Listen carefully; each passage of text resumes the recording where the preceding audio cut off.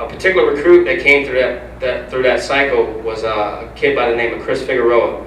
He's a former gangbanger, drug dealer, had attempted murder charges, many felonies, misdemeanors, and he was getting ready to go to prison. And a judge gave him 2 ultimatums. He said, you either join the Marine Corps or you go to prison. Of course, he joined the Marine Corps, right? So I got this nasty little turd that ended up in my platoon that was Slim Shady to the 10th power. I mean, he would sneak into the duty hut when we're out at PT and use the senior drill instructor's cell phone and eat cookies and whatever we had in the refrigerator. And we'd catch him and we'd kill him and put him on trial training. The kid ended up on trial training 2 times. And we almost dropped him like 5 times. We were going to just get rid of him. But finally, he started to come around of our way of thinking, so to speak. And he graduated recruit training. A year and a half after he graduated recruit training, he became the Marine of the Year for the Marine Corps.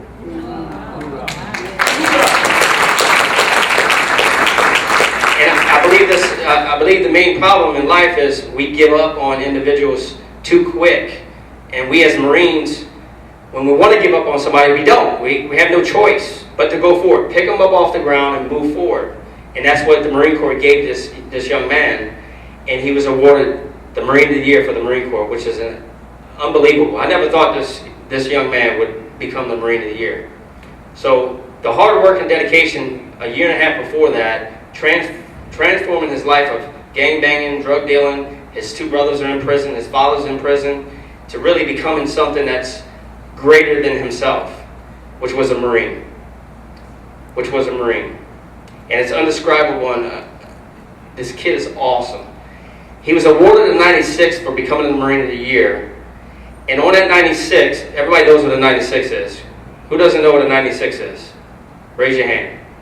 All right, a 96 is 96 hours off. That's 4 days.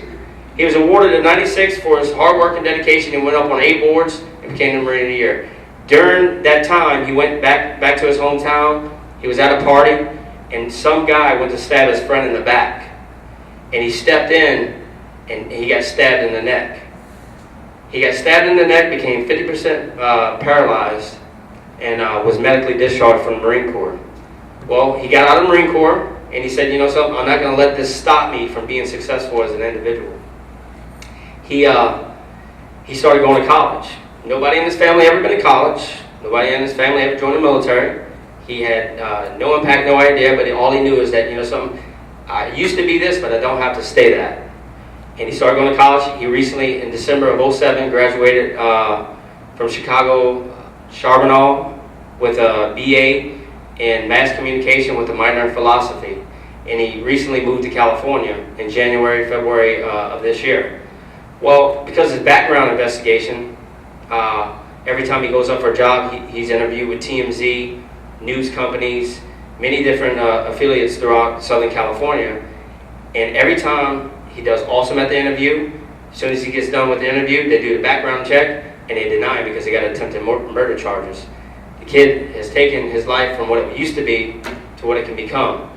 So him and I, when he was medically discharged out of the Marine Corps, I've been mentoring this kid through college. I mean, we talk like friends. You know, he was my recruit, but that was my job at that time. That doesn't mean I can't continuously be a mentor for this young man. I coached him through college, and then I see this kid that has so much potential, and our American public is giving up on him and denying him, but he's good enough to serve this country and become the Marine of the Year. That doesn't make sense to me. So I stepped out in faith. God kind of put it on my heart.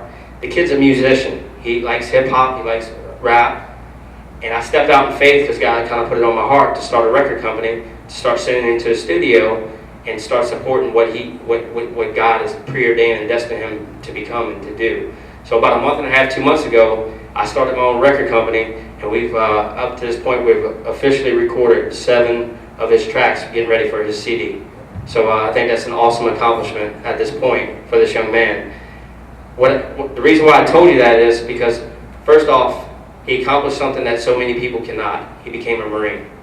He changed his life from drug dealing, gangbanging. He's trying to change the generational curse from what his family was to what his family can become.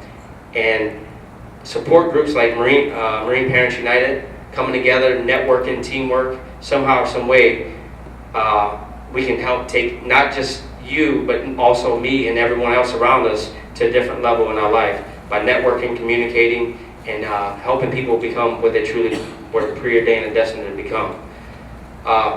So if any of you guys know anybody that's dealing with the radio stations, know anybody in a huge record company label, because I'm just an independent label, I don't know anything about the record company. The kid knows more about it than I do. So if anybody knows any points of contacts or anything like that, they can help point me in the right direction. That'd be greatly appreciated.